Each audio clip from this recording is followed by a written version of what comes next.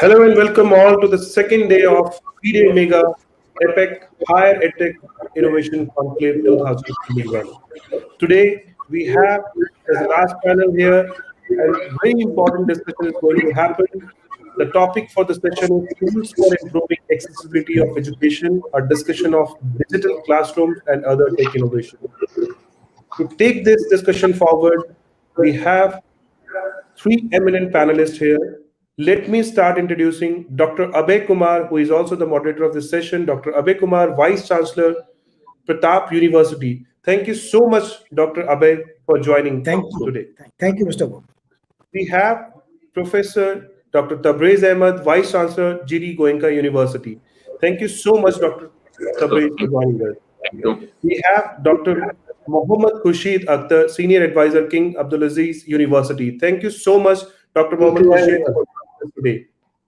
Thank you to everyone, all the panelists. So I would hand over this session to Dr. Abhay now for the moderation. Dr. Abhay, please, over to you. Especially Mr. Akash and Mr. Gopi for having us together today. Well, welcome Dr. Tabrez Ahmad, Vice Chancellor of GD Goenka University, Gurugram, and Dr. Muhammad Khushi Akhtar from KAU. Thank you, sir. Sir, you are welcome here today.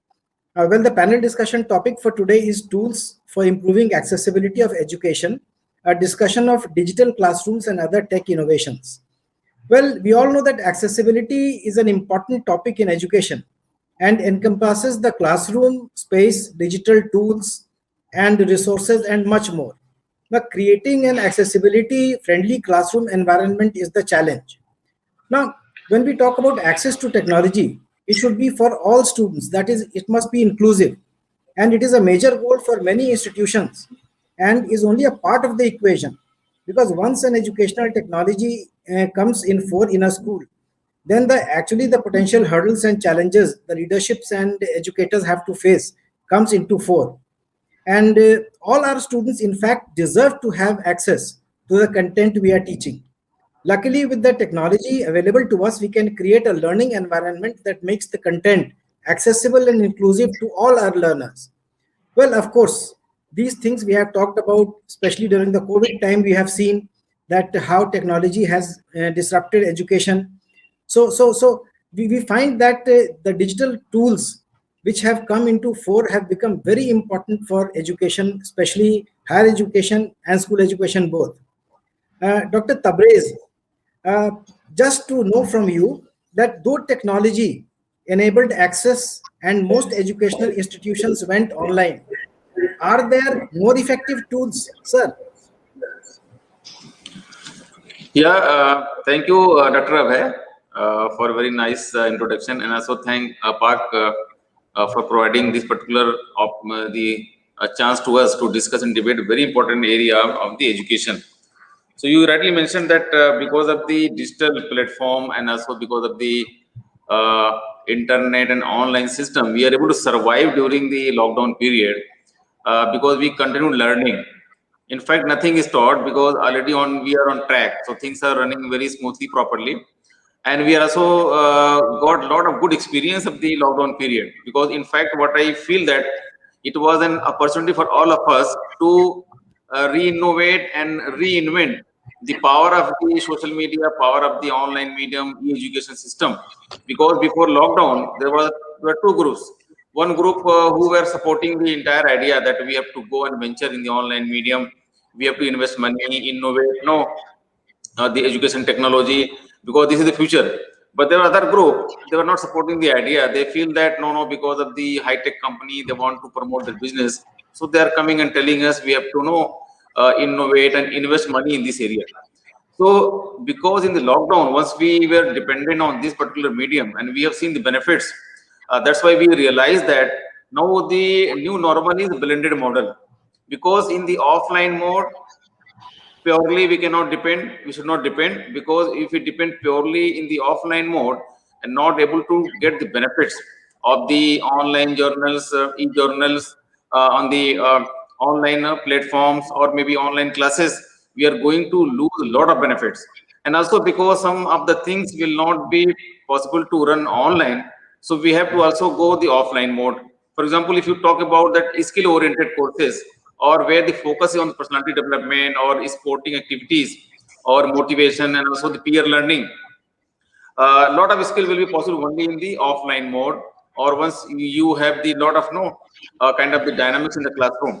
So my point is that we have to discuss and debate that what can switch over to the online mode and what can remain stay in the offline mode. So blended model is the now the normal. But the issue is that because once we talk about the online education, we are talking about just 30% of the population. Because even the entire 1 year, if you see the condition of the primary school in the rural areas or the affiliate colleges in the rural areas, they have actually shut down the entire thing, and there was no learning happening in last 1 year. So they are the major loser in the entire process, because it has a lot of infrastructure challenges, because there is no electricity is there. Without the electricity, how you can expect that somebody has a computer?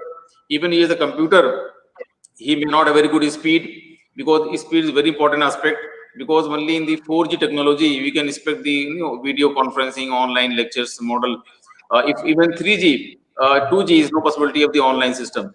So the major challenge is that how we are going to satisfy the requirement of 70% population who are at disadvantaged position because of the lack of infrastructure, because of lack of internet, because of lack of the buying capacity. They cannot buy the laptops and high-tech mobile phones.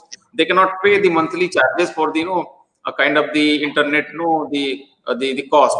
So now the whole challenge is that now the companies, they have to go and then find out some cheap technologies that where they can really provide the within the buying limits of the 70% population.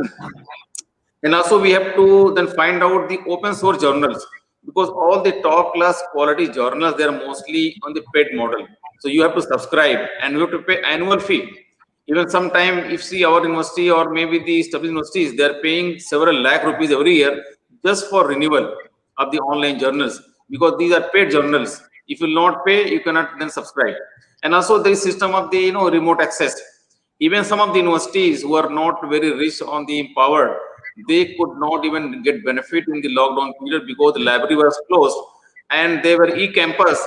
Once the students shifted from campus to their home, too far away from the campus, they could not get any benefit because there was no remote access. So now we have to also invest money in remote access. So you may have digital library, lot of material in the library, but there is no access by the student and faculty. Then we are wasting the entire kind of resources. So we have to go for remote access. If you have remote access, then student faculty can access library from their home, or they're traveling, they're working in any office anywhere. So my point is that there's a lot of money matter is there, a lot of investment things are there, and a lot of infra issues are there. So the government should come forward, IT companies should come forward, EdTech companies should come forward, join hands and try to provide the technologies, promote the open access of the softwares, open access in the online journals. So all the people, 70% who could not get benefit, at least they should start learning. It should start for them. Regarding the better accessibility, definitely there's a lot of options for the universities like us. GD Goenka University is always pioneer in the online medium, because even we did a better job in the online mode, because already we have very established structured infrastructure, because we have 150 school in the country, whether it is a K-12 school or maybe law petit or maybe play schools. And also we have students from 45 countries. They are actually part of this university. So during the lockdown, they have gone to their countries, but we remain connected. We remain imparting the online knowledge, online education. We could organize the online examination. So in fact, there is no impact on us. In fact, we have this year 20% additional admission than last year. So we are doing better job. But my only issue is that all those universities who are not so established, no structure, no planned system of the IT investment, they may be suffering. So the learning is that the blended model is one of the best model, and then we can also help those mediocre universities or universities in the rural areas and affiliate colleges to get the a lot of benefits, get the experience, and also they can leverage the benefits. Thank you. Thank you, Dr. Tabrez. Sir, you have dwelt on some very important aspects in this topic. You have talked about resistance to change during the online shift, technology shift. Then you talked about 70% of the population not only having accessibility problems, but affordability problems as well. So you talked about the access to digital libraries. There should be open access, and I fully agree with you. Being a vice chancellor of Pratap University, Jaipur, I feel that open access should be granted. And of course, rightly said, the government and some IT organizations should step in and start helping the universities. But there is another point, sir, I would like to dwell upon, that there should be inclusiveness, and we should not exist as isolated islands of excellence. Even the universities can combine together and share their skills and strengths. That is one aspect we have not talked about. We have just started thinking on that aspect. If one university has got established IT infrastructure and online education, of course, just as GD Goenka, you have said, at Pratap University, Jaipur also, we have taught the students online, and the examinations were held as per the last academic calendar in May itself, and results were declared in June, even during the lockdown, and the international students went back to their homes when the flights were running. So that is, of course, happening with some universities which have both access and affordability. As you rightly said, uh, there is something which I think I fully agree once again with you, is that of course open access has to be there, and at the same time the payment to digital library should either be reduced or made accessible to the students in the 70% part of the population. Because of course, for 1 year, as you very true said, that the students in the villages and remote hilly areas, they did not were not able to attend classes also properly. So of course, for them, we have to think about that 70% and not dwell upon only 30% of the population of the country when we talk about accessibility. Sir, thank you so much. Now, moving ahead, another distinguished guest we have, Dr. Muhammad Khushi Akhtar Sahab. Sir, welcome to this discussion today. We have all heard Dr. Tabrez speaking, and before that, Mr. Gopi had given the topic also. Sir, how is Yeah, the new digital classroom going to look like? Can we have yeah, your views on this? yeah. First, I'm thankful to the APEC and giving me and inviting me in this conclave. Actually, the topic is very right topic for a present situation. You can say the need of the day for this digital classroom, or you can say the online classroom, or whatever, because we have offline classroom, and there is one good thing for the Gulf region. You know, before in Saudi Arabia and in the Gulf region, they are not accepting the e-learning, means distant education certifications. They don't have the importance of the online classes, because if you bring some e-distance education class certificates, they are not accepting. But we cannot thank the COVID. Actually, this is the this online classes, and the concept is started by COVID. It's a pandemic, but it's give a good idea, or you can say the good concept to the educationists or academician to go for the online. And now the student is getting the certifications or the experience from the online classes. But there is problem for the means the higher education like medical and maybe the lab, but the virtual technology and virtual means blended technology is coming. They can serve the purpose for the lab also. Now I have to go for the main thing what Dr. Tabrez explained. There is a lot of challenges also, because you have to create the fund. I'm requesting all the academicians or vice chancellors or the stakeholders in the education to create some specific fund, because there are five main challenges in this online concept or digital classroom, or maybe going see, because it's not going to finish in 1 year. Maybe it will continue 2020, and we don't know, maybe it will continue for 2022 also. Then there are five challenges. Most challenges are: first is the fund. Actually, you know that technology is going to change. The pace of technology is going to change every moment. You have to select the best vendor. You have to select the IT people. You have to select the best networking. This is the one problem, because you need the cost. Then you have to allocate a fund for your online classes. Second is the skill manpower. We don't have skill manpower, but now I think in 2020, when online started, lot of people, they learn all this technology and now they are comfortable also. Because before, when online training started, people are afraid to go for the camera because they are expert people also. They cannot explain online. But now in 1 year, it's now it's going in a good way because see, we have in our King Abdulaziz University. It is very old university. 1967, it's founded. We have using before the blackboard, but now when the COVID started, we change very easily. But some university having is still the problem, the networking problem, the resources problem, the manpower also, and the fund also. What Dr. Tabrez he explained.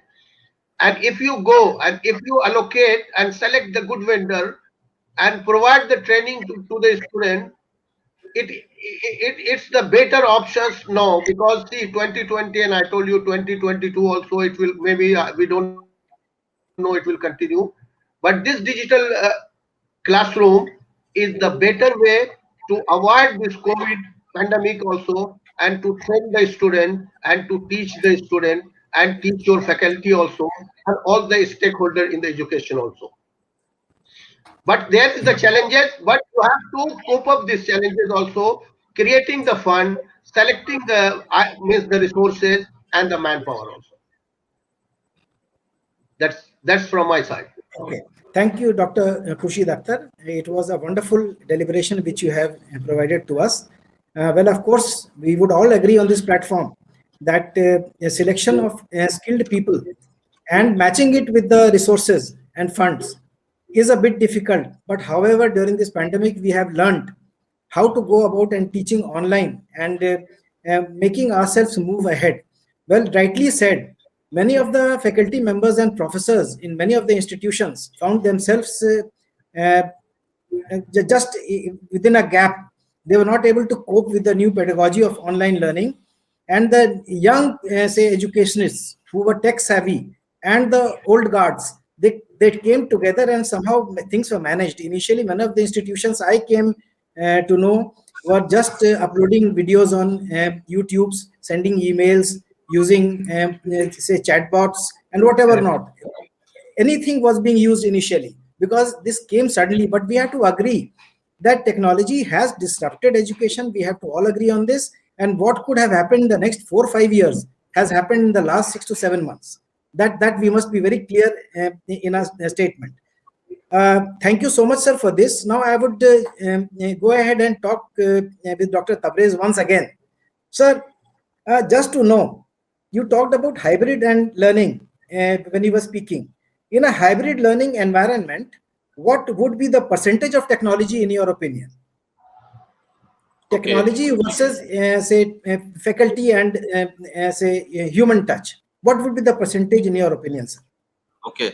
So thank you, Dr. Abhay, for giving the background and also bringing me back again in the discussion. So there is no clear-cut kind of demarcation that what percentage we have to adopt for offline, online mode. So I was saying that some of the activities should be online, some can be offline. For example, if you talk about the challenges of faculty, because if you go and see in any university, mostly private, faculty will always challenge that they will say they are doing non-academic activities. They are hired for teaching, but they are doing all non-teaching activities. For example, even for taking attendance, making the the bar list, or making the grades, okay, evaluation of the copies.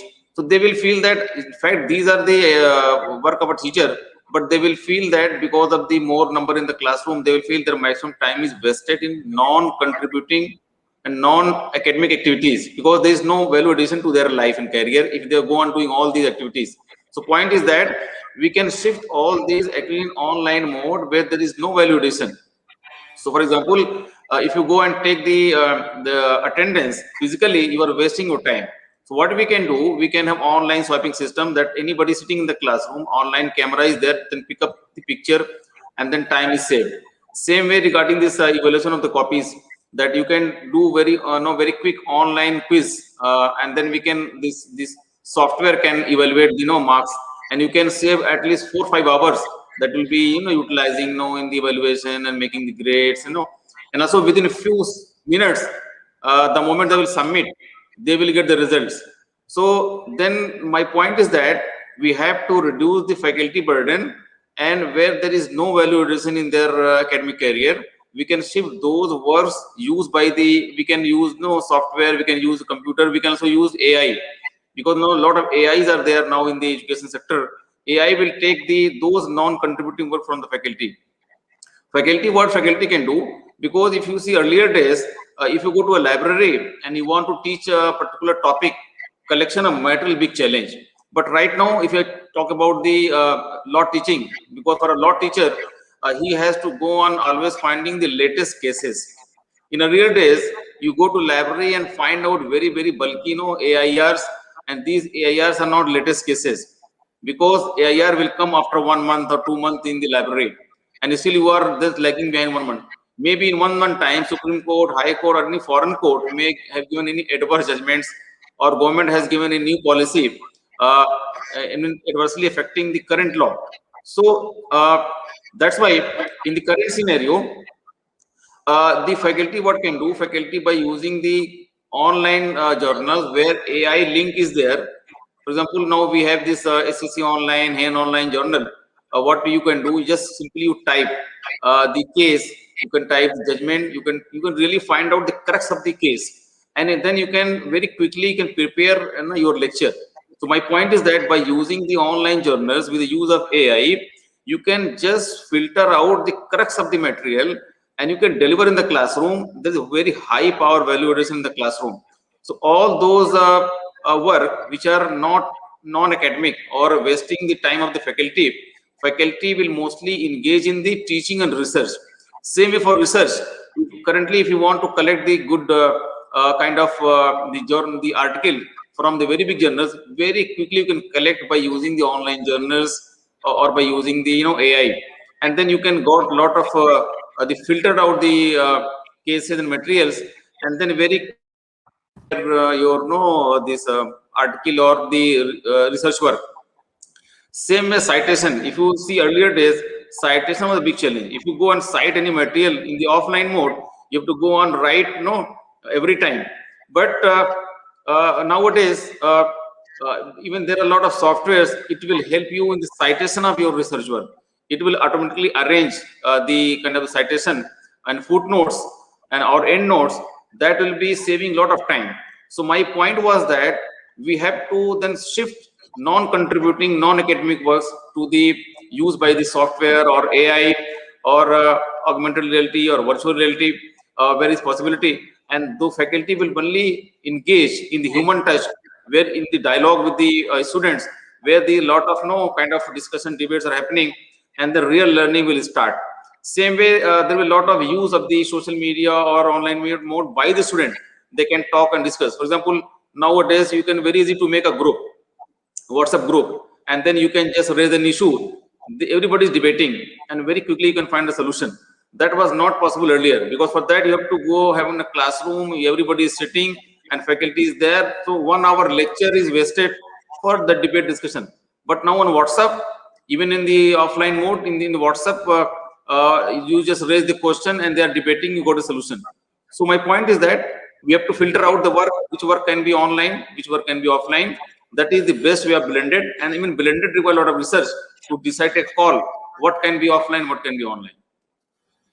Well, thank you, Dr. Tabrez. You have dwelt upon certain very important aspects of digital classroom, saying that, of course, AI can be used in multiple ways to reduce the burden on faculty members and teachers, like evaluation, assessment, and many other things, even attendance, as you said, and let the teachers focus on the teaching and learning process, and even research. Very rightly said, sir.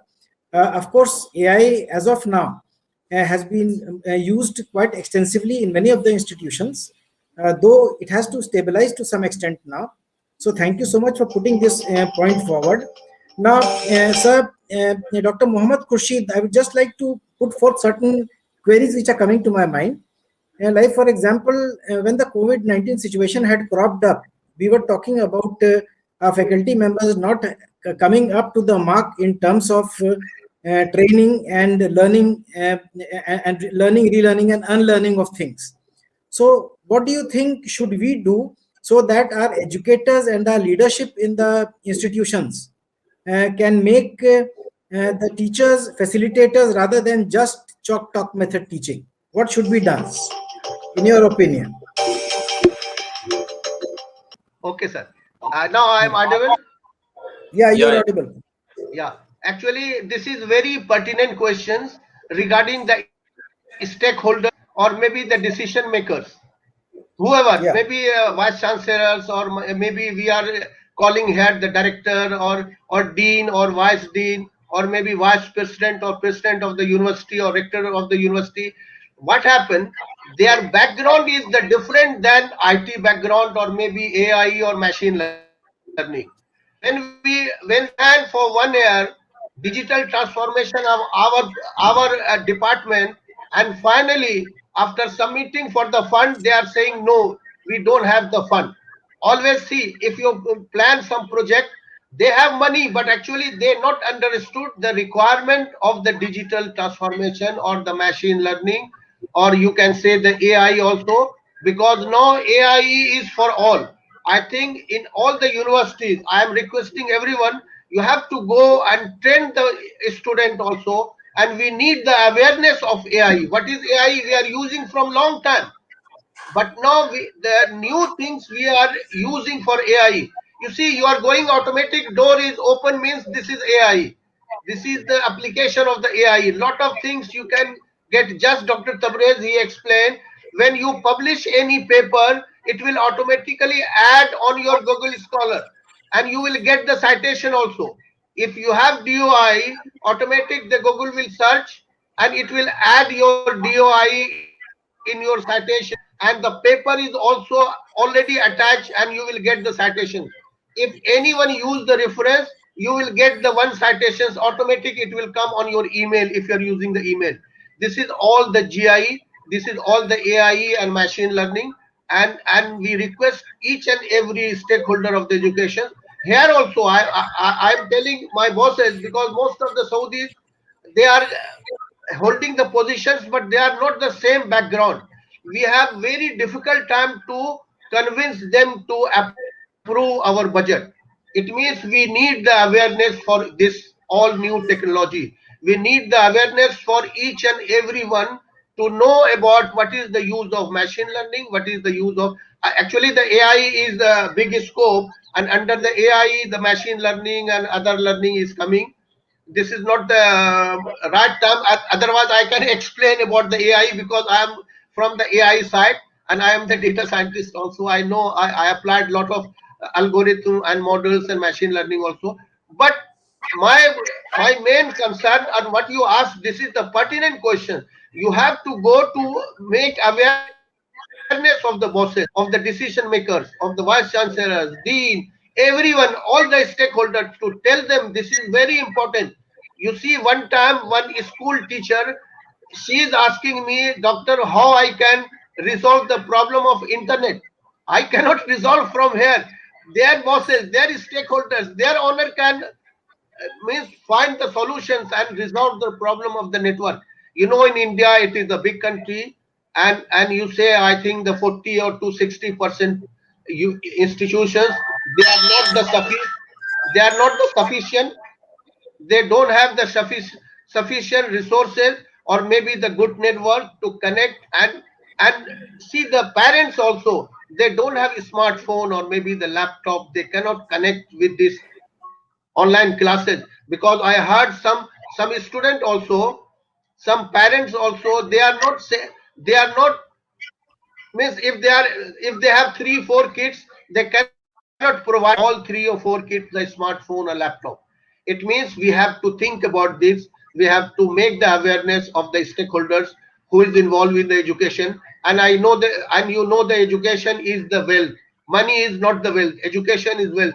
We need to educate the people. We need to provide the educations to all our students or people and whole in India. We have to educate, because education will survive this COVID period, I think so. This is my concern. Thank you. Then to aware all these stakeholders. Yes, Mr. Okay. Abhay. Thank you, Dr. Khursheed. Akhtar, you come from a very distinguished university in Jeddah, and whatever whatever you spoke was out of your expertise in this field. So I am definitely sure that in the times to come, we will be evolved into better use of EdTech in our institutions, whether they are small institutions or large, because ultimately we will have to do it. There's no other alternative. Technology has to come into the teaching and learning process, and that in a big way. And it is going to be so in the times to come, whether we like it or not. So thank you so much for it. Now, since we have still much time left, I think I have some another thoughtful questions streaming inside my head. So Dr. Tabrez Ahmad sir, pointing and shooting at you again. It is said that EdTech student engagement, actually there are so many accessibility tools. There are so many features which are available in the classroom. We can say that EdTech immersive technology cannot fit all the students all the time. This is being said. We are talking about personalized learning, powerful learning. So what are your views on this? How can we match the EdTech with the student needs and wants? How do we do it, sir? So very good question, Abhay. You are asking a great question that really, because if you talk about our experience nowadays in the private setup, in a classroom, there are a lot of variety, because students coming from several backgrounds, rural background, then coming from the mediocre background, coming from the top background, some are coming from the African countries, some from the foreign countries. So the challenge is that how a faculty is able to maintain a particular standard in the classroom where everybody will be able to add value. So if a faculty will maintain very high standard, then majority will feel there is a bouncer and nobody is able to understand. If faculty will maintain a very low standard, then all the good students will feel that there is no value addition and faculty is teaching very, very low standard. Why they should come to the classroom? So now the question is that how to then have some system where everybody is learning. And in this way, technology is playing a great role, because of the AI in machine learning, you can then understand each student and their learning standards and learning levels and also motivation level, their flavor, and then start providing the individualized learning system. Because nowadays, you know that if you go and search on Google something, suppose you're searching about the flight tickets of Dubai, and next day, if you go to your Facebook account, you will find the ads for hotels in Dubai. So you're just searching flight, but getting ad for hotel on your Facebook. It means that because of machine learning, if somebody is searching flight for Dubai, definitely he's going to stay somewhere in Dubai. He also may require a hotel. So somebody is suggesting you because of machine learning. Same way, because of use of AI to students in the classroom, you will be able to understand the student level of learning and flavor, and then you can customize the learning. If you customize the learning, then everybody will be able to add value. Same thing is that regarding the placement options, because then everybody cannot do everything. Once we are planning the career orientation for the students, we cannot say that everybody will become very good lawyer or will become a good judge or they can become bureaucrat. No, each individual has a kind of individual skill and capacity and the potential, and then we have to refine and then we have to train them in the course of 3, 4, 5 years to become a ready market kind of the oriented person. You know that very well. Currently it is said that hardly 20 to 30% graduates are employable, 70% are normally not employable. Then why we are teaching and what we are teaching, why we are producing them? Why not we have to take a call that all those skills which are not required because the market is changing, we have to remove from the curriculum, and instead of that we start teaching those skills which may be coming up after 4 or 5 years. For example, it is said that because of AI we are going to lose 80 million jobs because those skills are not required at all. But thanks to the AI, you are going to create 150 million jobs. So there is no problem in job. We are going to have 70 million additional job, but these require additional skill. Where are those skills? Who will be teaching, who will be training, and who will be contributing? So the point is that because of these interventions, a faculty or maybe dean or vice chancellor has a good time to review the curriculum, teaching pedagogy, and individualized learning to map with the market changes, map with the industry, map with the required skill in future, and then train accordingly. Then in this way, we can filter out the student and then we can have individualized learning to map with the skill sets where he can do a best job. See, in our time, if anybody is weak in mathematics, faculty will say, please do lot of time in mathematics, you can do well. But now the condition is changed. If anybody is not doing well in mathematics, he can do well in history. When we will say, do good in history because you can be a best person in history, because you are having flavor in history, you are getting interest in history, you focus in history, not focus in mathematics. Don't waste too much time in mathematics. So the point is that now the time has come, we should focus on our strong areas and go on building. We can do wonders. Then we can focus on very, very weak areas where there is no skill in you. You are not having any motivation or kind of any attraction to that area. So this way, individual learning with support of the AI will be a great support, and with the matching with these skill sets, matching with the industry requirements in future, and then we can transform 3 to 4 years to make them the market ready candidates. When they'll pass out, they will be easily employable. Well, a very thoughtful submission by you, Dr. Tabrez. You've spoken on the practical aspects of what is actually happening and how we can move ahead with it. Thank you so much for this. I think we still have time. And Dr. Muhammad Khushi, sir, there is something cropping up again in my mind. Because, with educators, there are so many queries with us. People are talking about the pros and cons of EdTech. Like they are saying that it is going to replace teachers. Some are saying that for students, they are going to bring forth inequality. Then it perpetuates plagiarism even. Some are saying there's so many pros and cons.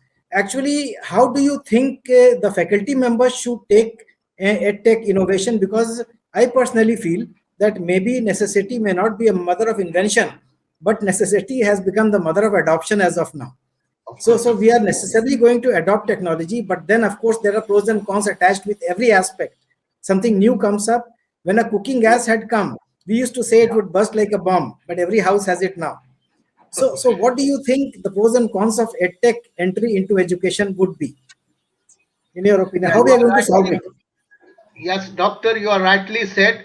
And I think you also read one article I read 1 month back, that in India, and both Dr. Tabrez and Dr. Abhay, you both are vice chancellor, and I read that 70% vice chancellor in India are not fit for the job. I think you read that article. True, sir. True. Both are vice chancellor. Both are vice chancellor. Sorry to say, I read this, but I surprised. And this is you can say it is our very bad situation, or you can say this is the very bad comments, or maybe whoever published this paper, who can take the survey. We have to see, we have to resolve this problem. We have to resolve the problem. Either it's coming from the government or the corporate or for the private sector also, but we have to resolve this problem. Otherwise, we cannot control the education system in India.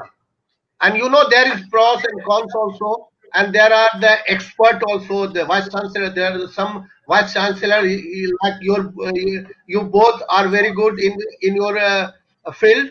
But we need to resolve this problem. We need to train them, because see, you cannot sack them, you cannot remove them. You have to train them. You have to make the re-skill or up-skill them and tell them what's the requirement in the education. Because the requirement of the education is not only to provide the resources, to provide the fund also, but there is one thing everywhere it's going on, or people are saying, to engage with the people, to engage with the stakeholders. If you not engage with the stakeholders, if you make the bureaucracy, if you not allow the people to come and explain you and tell you what is the problem, you cannot resolve this. You have to engage with the every stakeholders. You have to resolve with your subordinates. You have requirement also. The vendor, if you are going for online, you have to talk to them also, learn something more, and then you can resolve this. You see, we have the 900 in India, more than 900 universities, but it is not coming under the ranking of the Shanghai or maybe the QS or maybe the Times. There are 7, 8 agencies. We are not under the 100.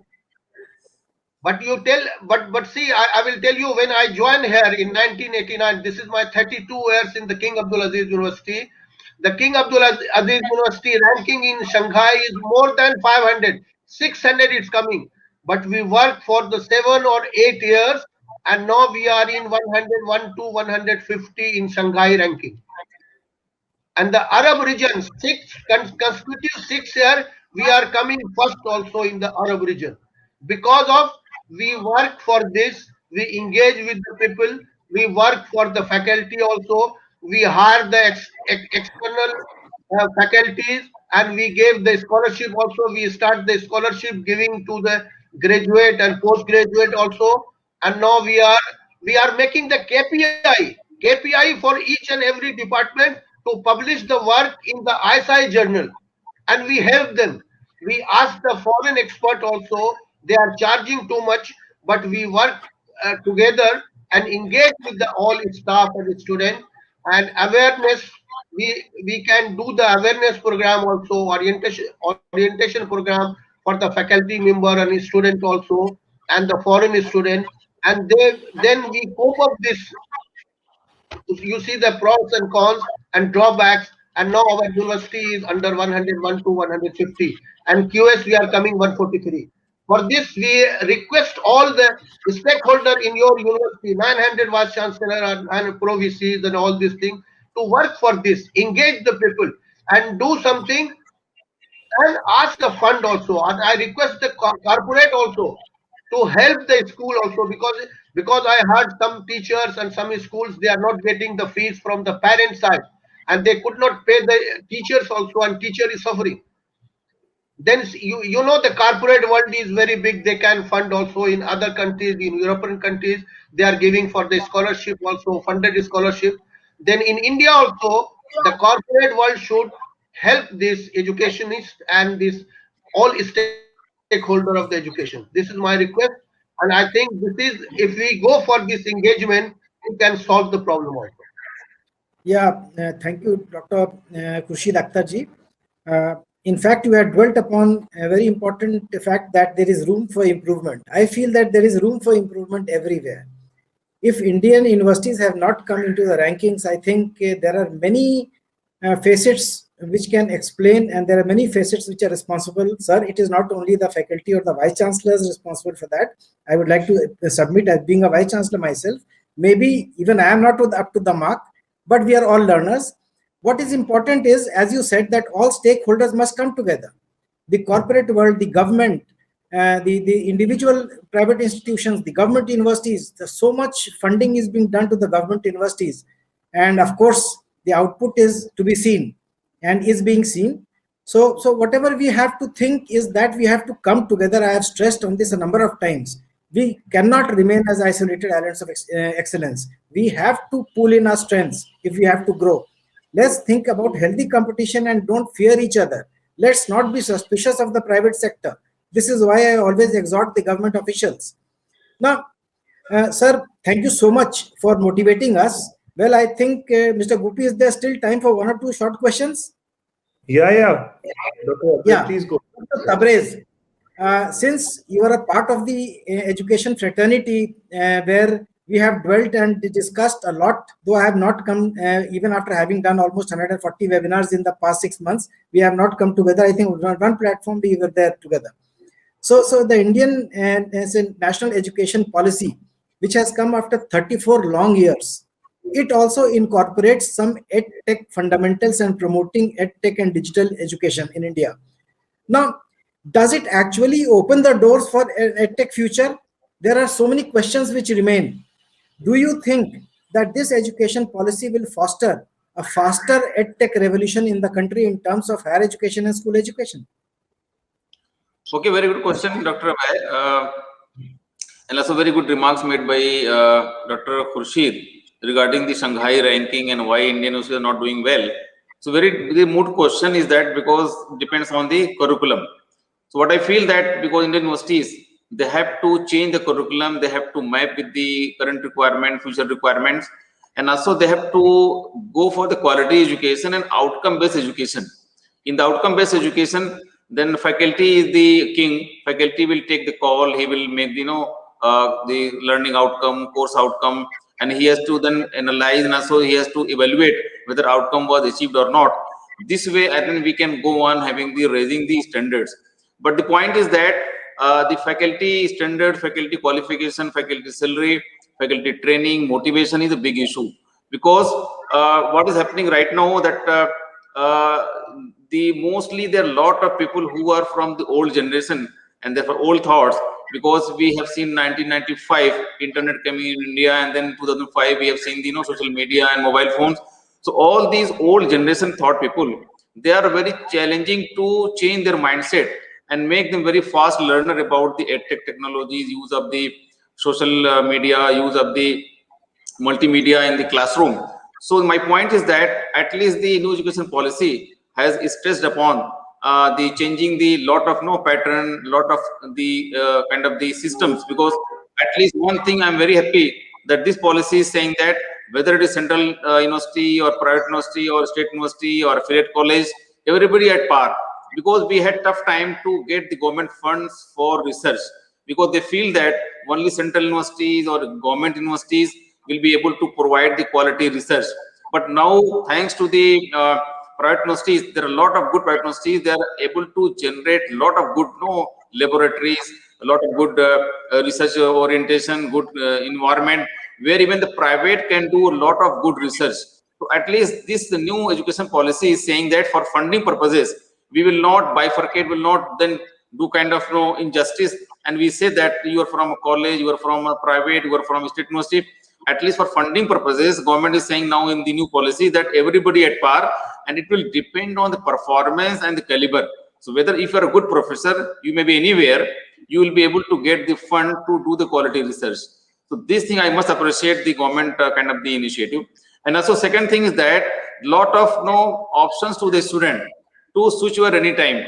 In earlier days, because in India, mostly it is a first generation, second generation families are coming in education, and they will go by hearsay. Somebody in friend, somebody in family, relative said, go for law, go for medical, go for engineering, he will join, without understanding that whether he is suited for medical or law or for engineering or not. So the time has come that we should have a lot of counseling, and also we have to go and do an education where we are really strong, we have some skill sets, okay, we have talent, and then the faculty can polish. So in this policy, at least at every level, there is chance to switch where, and then you will be able to find out the particular area where you are interested. And also you will be able to do, for example, with engineering, we can do social science, with law, you can do some science courses, or with kind of the science, or with management, you can do some social science courses, psychology and all. So these lot of blending and lot of options opening to the student, it will be able to provide them a composite personality, a kind of all-on personality, where he is able to have competency and flavor, then he can do a good job. So my point is that focus should be on training, on counseling, and also the faculty promotions. A lot of FDP should be organized, where every faculty right now should be at least very comfortable to use technology in the classroom. With these few words, I thank you all, and also thank the APAC for giving me this chance to speak in this platform. Exactly, Dr. Tabrez. I think you've just given a very clear indication of how we have to go about in the future. I think we still have last, say, 2-3 minutes for Dr. Muhammad Khushi Akhtar. In fact, something boiling again in my head. Sir, what is happening is that we feel that there are certain qualities which each EdTech tool must have. Now, if we talk about an EdTech coach, I just read Tyler Abernathy having explained that technology integration should be at least one of three things. Either you use it for engagement or efficiency, or it enhances what you are doing. Now, these are the three qualities which people talk about. That is, for engagement of the students, either we promote efficiency, maybe among the faculty members also, and it enhances what we are actually doing even right now. So how do you think the best use of EdTech tool should be put so that everyone is a winner? It should be a win-win situation for teachers, students, stakeholders, institutions, even in terms of funding. Sir. Yes, this is really also a very good question. But as a technocrat, because my background, and just Dr. Tabrez, he told the mathematics having no background now. 30 years, after 30 years now, mathematics having very important role in the machine learning or maybe AI. And now people are asking, you have background of mathematics or statistics? and now they, after 30 years, they are getting a good chance to did either master or maybe the bachelor in mathematics. Everywhere people are asking, mathematical statistical background or mathematical background. Now, your the main question. Technology is giving all three options. If you use technology in best way, it will solve all three problems. Just to ask, it will maybe enhance your capacity. It will provide a good learning also. It will give the accessibility also. But you should know the technology, how to utilize the technology, how you can use the technology. Now the digital transformation is everywhere, but we should know what's the meaning of the digital transformation. People are thinking if you make some website, if you make the dynamic website, it is the digital technology, digital transformation. This is the not the transformation. This is 5% or 10% transformation of your website, of your institutions or your organization. It is only 5 or 10%. Digital technology, if you are going for the digital transformation using the digital technology or whatever the technology using, you have to make your office paperless. Everything should be online. Means you can get the admission through online, and in Indian vendors they are developing lot of good applications. You can go online and get the admission also, fill the form, you get the feedback, everything online also. And now online training is going on.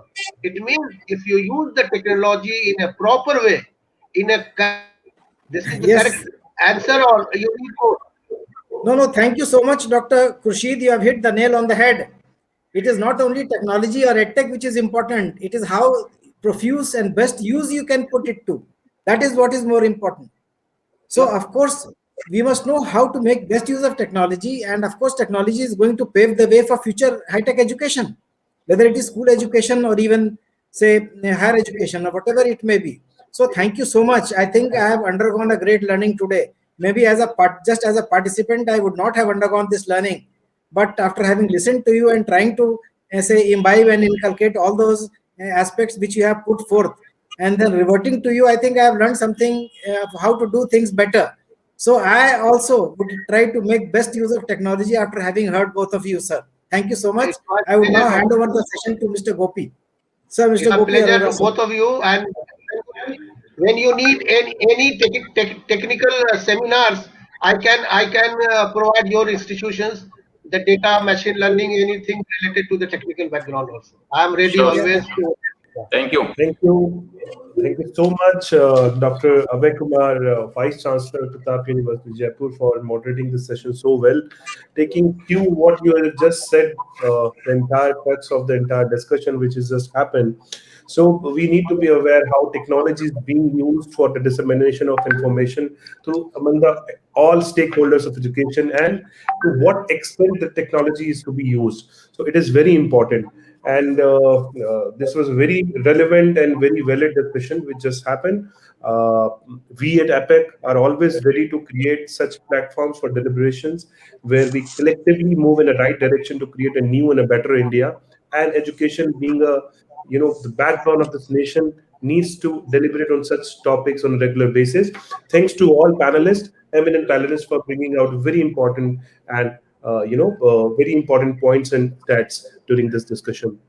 So, concluding this, I would like to thank again Dr. Abhay Kumar, Vice Chancellor, Pratap University, for moderating this session. Professor Dr. Tabrez Ahmad, Vice Chancellor, GD Goenka University. Dr. Muhammad Khushi, Akhtar, Senior Advisor, King Abdulaziz University, for joining us for this session. This is the second day, and we are ending the second day today. Tomorrow we have a third day, long day, and I would request all stakeholders to join us for the third day tomorrow. Thanks again for joining us for the session. Thank you so Thank you. much.